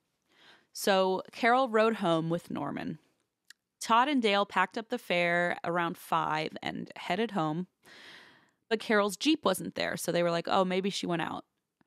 But they did notice that the front door was unlocked, which was super unusual. And Dale's first thought was, well, maybe we've been robbed. But he went straight to his bedroom and saw that all of his guns were there and untouched. So that doesn't make sense. That didn't add up, yeah. So Todd, meanwhile, walked to his bedroom, which is where he found Carole. He started screaming, and Dale came running. There was no forced entry. There were no shell casings on the ground. And police concluded that Carole must have known her killer because she had let him in. Yeah, it seemed like no struggle. No struggle, yes. And because there were no shell casings on the ground and she had been shot 5 times, they determined the killer had cleaned up after himself. Okay. But of course, Dale and Todd both have airtight alibis. They just got there from the gun show. So immediately they look at Norman, who was the last person to see her alive. But the thought was either he's the last person to have seen her alive and he's somehow implicated in this, or he could be dead somewhere too if somebody came and attacked both of them. Right. And maybe he's in danger. So either way, they have to find him. So detectives start searching for him. He's not at home. He didn't show up for work. And so now they're getting even more suspicious. After some surveillance, detectives intercepted Norman outside of his house. He had just come from dumping Carole's Jeep at a park and ride over the county line and was pulling up to his own house in a taxi. Mm-hmm. So not a good look. They bring him in for questioning, and Norman shocks detectives when he pretty much pleads guilty immediately. Oh, well, that's a pretty clean-cut case. Okay. He literally tried to lie for maybe 5 minutes, and then a judge signed a search warrant for the house, and police found bloody clothing, ammunition, and a gun that matched the caliber of the murder weapon, and Norman immediately broke and said, "God can't save me now," and finally, after 5 whole minutes, admitted that I mean, like, if I ever did something, it would take maybe a second until I cracked. Like, there's no playing it cool. There's no smooth. We'd be terrible anything. at that. Yeah. The guilt, my mom really did a lot of trauma to me with the eyes, like the "I know you're lying" eyes. Uh-huh. I would just need someone to look at me once. They would bring your mother in. They'd be like, "Look at him with the eyes." Game over. Game over. I can't lie to her. Oh no. Anyway. So by the way, I want to point out I was exaggerating with 5 minutes. It was not 5 minutes. If anyone's out there gonna, I don't know. But it's a very short period of time. It was not very long. He said, "I didn't do it." Then they found a bloody, shirt and he went, a gun in his house. And shucks. He went, "It was me." Yeah. Pretty immediately. So he says, "God can't save me now." He breaks into tears in the confession. He describes the crime in vivid detail. And police basically have all the pieces except why? Because Carole and Norman were good friends. They asked Norman, and he proceeded to lay out the most bananas all the way to the top, noodles all the way to the top explanation imaginable. What? Like they were like, "Wait." They said, "Why did you do this?" He says, "Well, let me tell you." And it is batshit. Okay. Norman told investigators that he had been recruited by an elite military organization who wanted him to work as an assassin for them. Okay. That was accompanied by an eye roll, folks, in case you didn't hear that audibly. Well, he's so quickly broke, but then was able to then bounce back real quick with a massive lie. Okay. He said they were called The Company, and they were working with the IRA, the Irish Republican Army, which is a paramilitary group that fought British state forces during the Troubles in Northern Ireland. So the IRA represented the faction who wanted to break from the UK and British rule to create a united Ireland with the Republic of Ireland, south of Northern Ireland. The 30-year conflict had only ended with a peace treaty a month before Carole's murder. So now they're saying, "Oh, well, the IRA is involved in this murder somehow," is what Norman's saying. And the IRA might be on the mind of people in America who are actually paying attention to international political conflict, but it's still super random. Like, even though it was somewhat in the news, the IRA, this whole story that he gave them was like, what? Just also, he's certainly not a part of them now if he's just going to so quickly throw them under the bus. Be like, "I'm part of this really super secret organization. And let me tell you all about them." Yeah. Yeah. So, of course, their immediate thought is, why would the IRA, which is a paramilitary group on another continent whose fight had just ended, be recruiting some random dude in California as an assassin? Like, it just, of course, doesn't make sense. But Norman doubled down. He said he'd been contacted by someone who went by the code name Josephine. They told him if he didn't carry out their orders, they would kill his entire family. So Norman was convinced and agreed to do their bidding. He said he even received a manila envelope with a red wax seal. And inside was his first mission. Oh, God. Oh, my Okay. God. Okay. There were photos of Carole inside with his orders. Carole's home address, work address, and the deadline for the assassination of Carole. Wouldn't the people who gave him these orders know that, like, we don't need to tell him the address because he lives with them? Oh, wait, no, he doesn't live with them, but he knows. He doesn't, but he definitely knows where she lives, yeah. Yeah, I feel like that's almost too much information, because if they know him well enough to know her, if they know him well enough to know that he knows her, then why are they telling? Okay, whatever. To make it official, I don't know. Was it, like, written in crayon by the Assembly of Babies? Like, what? At his last press conference at the school? Yeah. Oh, my God. No, so it had photos of Carole, but interestingly enough, there was a photo of Carole with Todd and Dale, and they had crossed out Todd and Dale's faces and circled Carole's to be like, this is your target. So allegedly, this is the story. Carole was also an assassin in this organization. Okay. And she had gotten on the IRA's bad side, so she needed to be taken out. That was the story. Mm-hmm. Okay.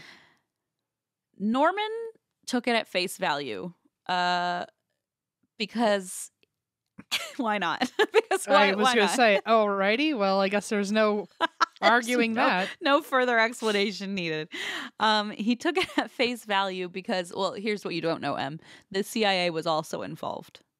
Oh, I think maybe we all knew that might be coming. Yeah. It was only natural that they would be up next. So the CIA is also involved. So he was convinced that this was like the real deal. Of course, police are not convinced that this is the real deal. I too am not, by the way. Yeah. If we're clarifying, I'm not either. I'm just gonna throw my hat in the ring. Okay. So police did not believe this. They pressed further, and Norman finally told them that Todd had gotten him involved in the group in the first place. Okay. Todd's also involved. Yes, and he said, "Oh, Todd's the one who invited me into it." Okay, right. So Todd had spoken over time about his involvement with the IRA. He would carefully drop hints here and there that he himself was an elite assassin who had killed several people. He said he was a sniper, and he made tens of thousands of dollars doing this job as a sniper, and Norman needed money. So he had reached out to Todd and been like, hey, could I get in on that? Todd was extremely manipulative. He seemed to hold power over his friends. One psychologist who observed the case even said, the people he manipulated thought he was a messiah. This person could convince normal people that people needed to die.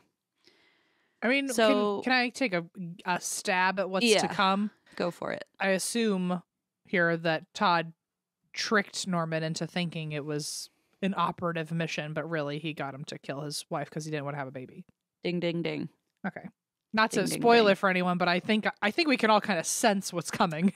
Exactly. Like Todd used his friend Norman and like convinced him. It's horrific. I mean, I can't imagine a more narcissistic thing, which Absolutely. we've already determined that he thinks he's a little holier than thou. He thinks for highly him of himself. To just casually bring in like, oh, you don't know what I've been through, you don't know what kind of stuff I've had to do, and like just like slowly to weave it in intentionally, to allude that like I come from some powerful people, and you want to be me, and I make such good money doing it, and then when he's in need. He uses that. It almost feels like some sort of cult mentality, like a very almost like a quick little like blip into that world of like delusion, because like it didn't take much, it seems, for Norman to all of a sudden, get a letter with a mission and not even question it, And also it's his friend he's killing and her baby. Like, yeah, it's not just some random person.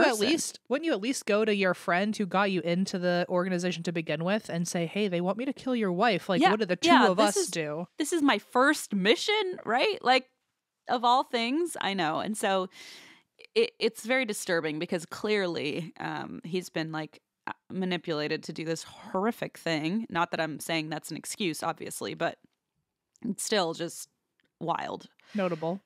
Yes, yes. So Norman really believed, well, Carole must for real be an assassin too, just like Todd. And he was like, well, if the people at the IRA where Todd and I work say that Carole needs to go because she's turned on them, then this is the only possible option for me. So this wasn't Todd's first job with the company, as we had kind of already pointed out. He had been bragging about his jobs, quote unquote, in the past. So months earlier, Todd had told Norman he was assigned to assassinate a man in Oregon. Okay. What? I worry that I set it up that we were done with needing more gargoyles, but now I forgot this guy's in the picture too. Okay. I'm so sorry. I'm on it. Okay, good. My brain short circuited for a second. I was like, wait a minute. I thought we were nearing It's also the end like here. a batshit crazy sentence, and I tried to find a way to say it like more normally, but I think it's just so crazy. It's hard to rationalize. Okay. So let me say that again. Yes, please. Norman believes Carole must be a real assassin, just like her husband. And in fact, Norman had actually helped Todd with a job for the IRA, for the company before. And so he's like, you know what? I've already been tasked. I've already helped out on a job. So this company is clearly legit, quote unquote. So I guess if Carole has to go, I have to do it. So the task that he had already helped Todd with, the job, the mission, was to assassinate a man in Oregon named Dean Noyes. Okay. So So they've already killed somebody. Yes. So Todd took Norman and even Dale on this mission with him to like accompany him to show them that the company was a real deal organization. And totally manufactured by his delusions. Sure. Sure. Wow, But they don't know that yet. So he takes his two buddies who like look up to him like he's some sort of messiah, right? Right. He takes them on this mission. And this is again like the manipulation, like he planted this seed so that in a couple I was going to say how far enough are you planning this murder to even start dropping seeds like this? Exactly. And so he takes them on this job, and so Norman's kind of involved just to convince him this is the real deal. So police brought Dale, the friend, in for questioning, and Dale was like, oh no, this is all true. There is a company called The Company, and they hire us to do scary, scary things. But is this someone that masquerades as a fencing company? Oh, interesting. Maybe that's what the fencing was all about. I guess so. It was a front. I guess so. So Dale said Todd enlisted them to take out this Dean in Oregon, this Dean Noyes. Todd led the three men through several plans, and the men even drove to Oregon several times. Dale was initially attracted by the money, and he was like, maybe this is a good business to get into, but he had moral qualms that stopped him from, unlike Norman, he just morally couldn't convince himself to join the company. I understand. Yeah, there's one slightly normal person so far in this story, besides Carole. So he attends this first murder, Dale does, but then he's like, I'm out. I don't want to be part of this anymore. And actually, he's interviewed in the Oxygen special. Mm-hmm. He's actually like interviewed nowadays, like when they filmed it, which is kind of interesting to watch him like talk about it now. When his two friends are incarcerated. Yes, there it is. Okay. So he was like, I don't think so. I don't want to do this. But Todd tells him, Dale, we're in too deep. You're either in or you're out and you're the next target. Mm. Yikes. Again and again, Dale was roped in, Norman was roped in, and the trio of them worked on some half-baked plans to try and assassinate this Dean character. But they just can't pull it off. They can't bring themselves to pull the trigger. They're not following through with all the plans. The story went that Dean was embezzling from his company, so the IRA in Ireland put out a hit on him and hired Todd, Dale, and Norman to assassinate him. For Larry, Moe, and Curly, yeah. For embezzling in his own company, or from his company that he worked for. So, does this mean that eventually, like Dale, like when they were wondering, when he was wondering where Norman was and he knew that Carole was dead, having had this prior experience of like almost taking a hit out on somebody and being called a target, was it in the back of his mind the whole time that like, oh, maybe Todd did this? You know, I don't know. I know, you know why? Because in the show he was interviewed and he said, well, we knew Todd couldn't have done it because they were such good friends and they were so close. But so, he literally said, you'll be the next target and I'll kill you. Yeah. Maybe it was just a moment, maybe in time he's realized that something was up. Maybe because he's the only one in the story with morals, or the only man in the story with morals. He was like, well, that doesn't make sense. She wouldn't do that. Or he wouldn't do that. Yeah. I don't know. But yeah, his first instinct was that it was not Todd who did this. Okay, Dale. Yeah. So anyway, that was a story that there was a hit out on this man, Dean, in Oregon for embezzling from the company he worked for. And so the IRA needed him assassinated. So the trio, Dale's still roped into this. They met up with a woman named Lynn. And Todd says, what? Lynn, like from earlier? Could be. I have my gargoyles. Don't think I forgot. I didn't think you'd notice that. I still have them kissing right here. Oh my God, they're still kissing. Well, that's pretty foreshadowing. Okay. Mm-hmm. So they meet up with Lynn, and Todd says, "Oh, this is our local handler. You know, that kind of like, this is our handler. Yeah, like she tells us what to do and where to go." Wow, when you said earlier that she enabled his crazy ideas, it's all coming back to me now. Making sense. So things basically spiral from there. At one point, they literally gave up on a murder attempt because the spare key Lynn gave them to Dean's house didn't work. So they just went home. Like, it's just a mess. Mm. And when they got home finally from this trip, Dale says, you know what? I'm officially out. I don't want anything to do with this. So Todd finally accepts that his friend's not part of this and decides he's going to stop talking to Dale about the company. But Norman was a little eager, and he said, I want another mission. So Todd gave him his first mission, his first solo mission, and that was to kill Carole. Oof. Todd acted shocked by this. He was like, oh my God, I know. I'm so disturbed by this, that the IRA needs you to kill my wife, but we opened the wax sealed envelope, so there's no going back now. Oh my God. Yeah. This fucking idiot put a wax seal on it and then said, I just can't. So he said, I know it's my wife and I love her so much and she's carrying my unborn child, but they said she has to go. I mean, like, and that's fine by me. And I guess it's fine. So Norman is like, no, I don't want to do that. And he tries to back out. But Todd says, you know what? The company's going to murder your little boy, your son. Oh, shit. If you try to back out of this. And poor Norman, he believes this. He genuinely believes it. So from county jail, Norman contacted Todd and police recorded the conversation in the most disturbingly casual, blasé tone, like shocking.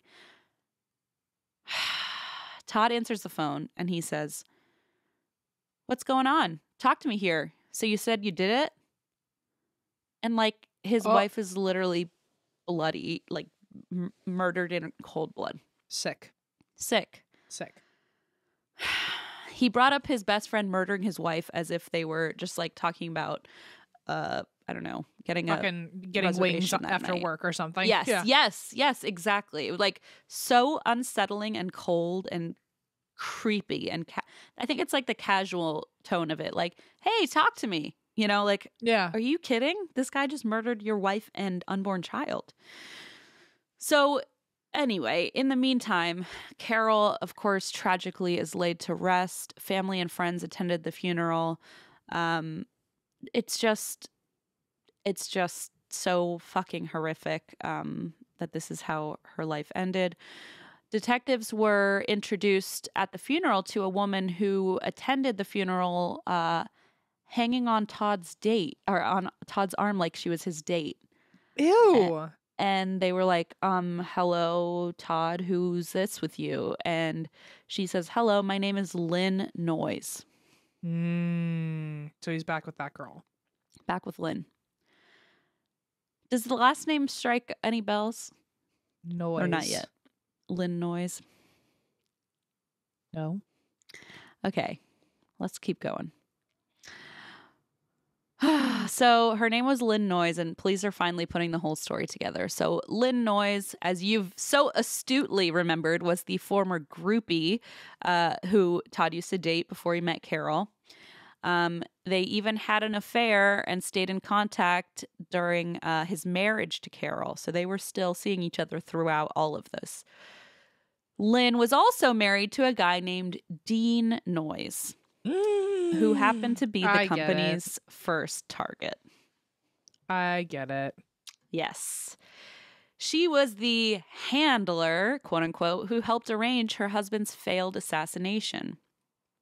Police found emails between Lynn and Norman where she was pretending to be the handler arranging the crime. They also found romantic emails between Lynn and Todd. And finally, there were threatening emails to Norman from a mysterious Colonel Sean of the IRA. Oy, oy, oy. Oh, they were like, what's an Irish sounding name? I know. Sean. It's exactly the thought I had. Okay. It was probably like Sean McMillan or something. Yeah. Patrick O'Patrick. Yeah. Like Sean O'Shaughnessy. Yeah. Sean O'Shaughnessy. So the IP address, of course, led straight back to Todd. So like, nice try. Police knew Todd had orchestrated this whole crime, but they needed proof of a motive. So in questioning, Lynn told them everything. She told them Todd even said he wanted Carole dead before the baby was born. Which is just like fucking awful. Awful. Beyond. And this is what Lynn said. So talk about cold-hearted. She said, I could have prevented it if I wanted to, but I didn't because I didn't care. Like, are you serious? What kind of Wow, sicko? they really are meant for each other. Yeah. They don't deserve anyone else. I just hate that Carole got like caught up in their fucking nastiness. Oh, yeah. Wow. What a... I don't even know what the right word is, but like, what a mastermind plan. Now I know why it was on that Mastermind show. Mastermind of murder. Yes. Terrible, terrible. Todd had also, of course, because this wouldn't be a mastermind story about murder if somebody didn't take out a life insurance policy. Oh, shit. Todd, that's like on the bingo card, I feel like. Right, yeah. I should have seen it coming. True crime bingo card.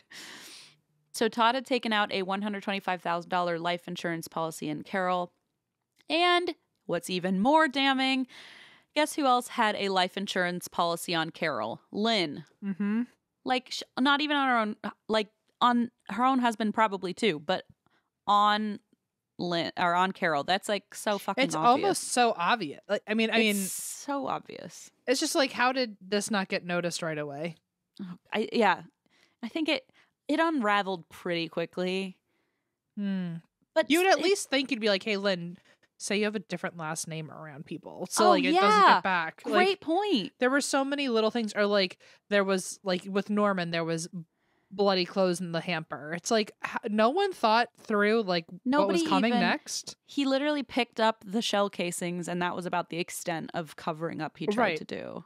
Like the IP address went straight back to Todd's computer.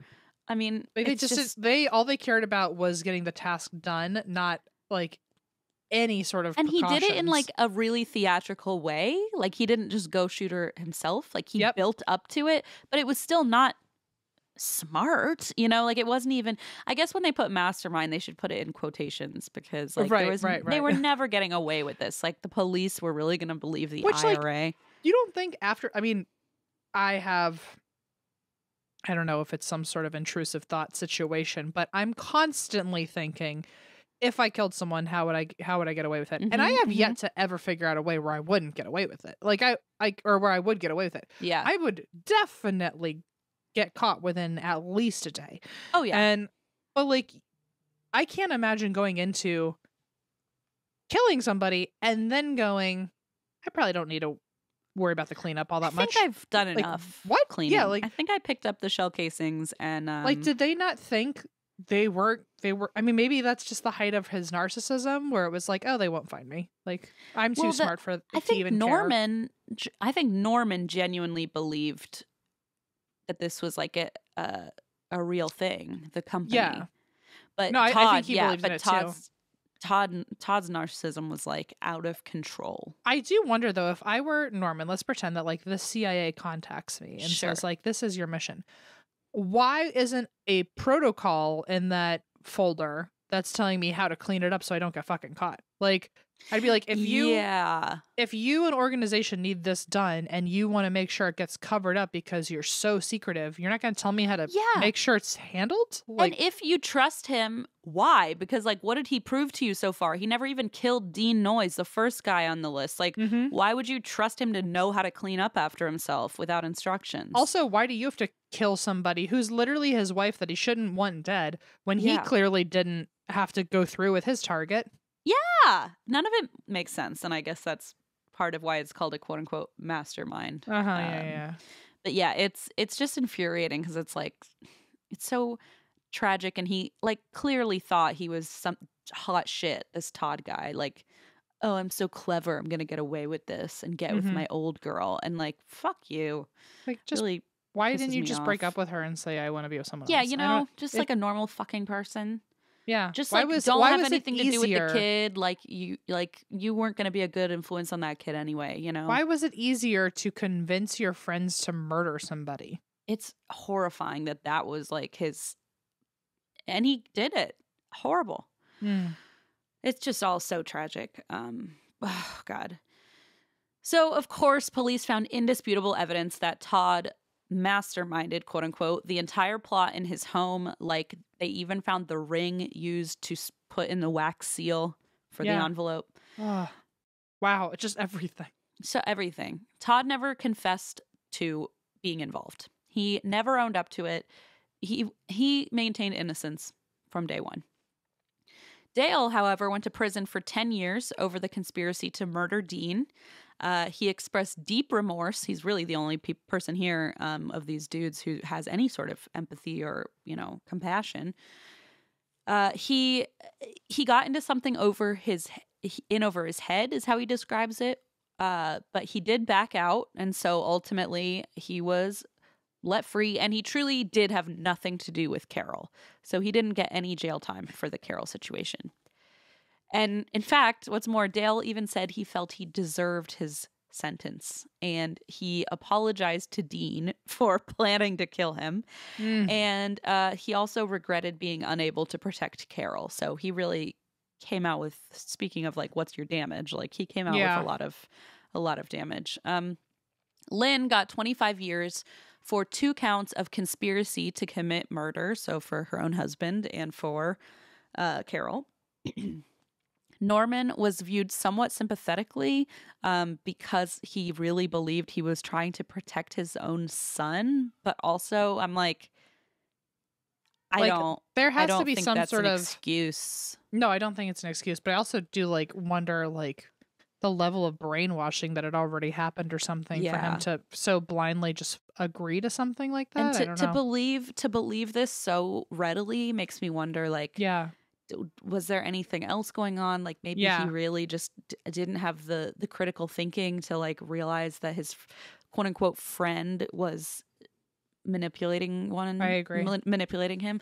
I don't know. So it's hard to tell. And I do understand that like there's a slightly more sympathetic edge than to Todd, but like still he murdered his good friend who was 7 months pregnant. I mean, there's only it's so still much we can, unforgivable. only so much bending we're willing to do. Yes, Yeah. exactly. That's a good way to put it. So he was sentenced to 50 years to life. And Todd was ultimately convicted of first-degree murder for orchestrating Carole's murder despite not being the one to pull the trigger, which I think is good because he was fucking behind all of it.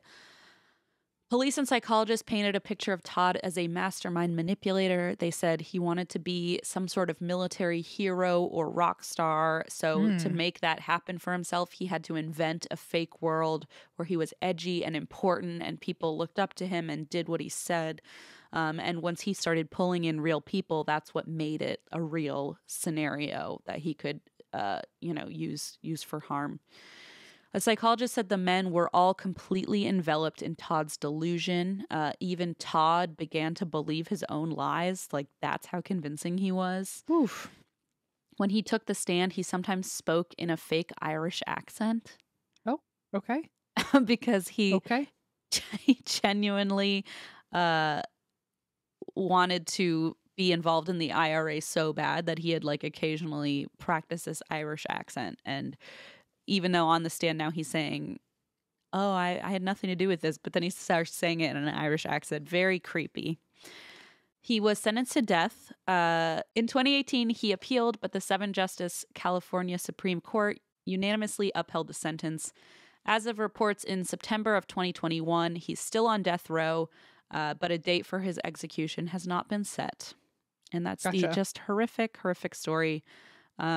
I'm sorry that we had like a laughing fit in the middle of it. I hope it wasn't, No, I think like it was. You said close. that someone was talking to a bunch of babies, like in a press conference or something. Okay, I think it's removed enough. Nobody thinks I laughing. wanted to be clear. Like, this is one of the most fucked up stories I've ever told. So, we weren't trying to joke our way through it, but yeah, that's the horrible, tragic case of Carole Garton. So I'm honestly shocked there isn't like a Hallmark or a Lifetime movie about it. There might be, because it feels like it reads like a movie. Like, it does with the fake crime. Yeah, the hitman, like a setup. But I mean, it's assassins and all that nonsense. It does sound like a movie. TM.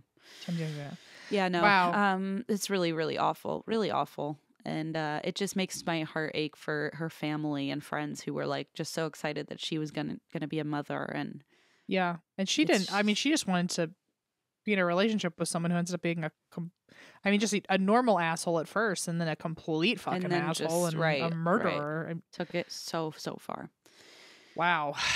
Well, you do still surprise me. There's still interesting stories out there to be covered because I still like to plot twist you every now and then, 6 years in, you're still blowing my mind. Oh, well, yes. Yeah, we'll leave it there. Better be. Let's leave it there. Allison, can you hear me? You're still the one. After all these years, you're still the one. Oh, I'll let it slide. I guess we'll leave it at that. Thank you everyone for listening. And come to our live shows next month. We just got merch, or we have merch in general, but we also just got the first samples of our tour sweatshirt, and we're very excited about those. Very soft, Eva says. Very soft. And I guess that's it for now. That's it. Go to andthat'swhatwedrink.com/live to see if we're coming to a city near you. We can't wait to see you live. Thank you for listening. Thumbs up, 5 stars. Happy 6 years. Happy 666. Love you so much. And that's why we drink.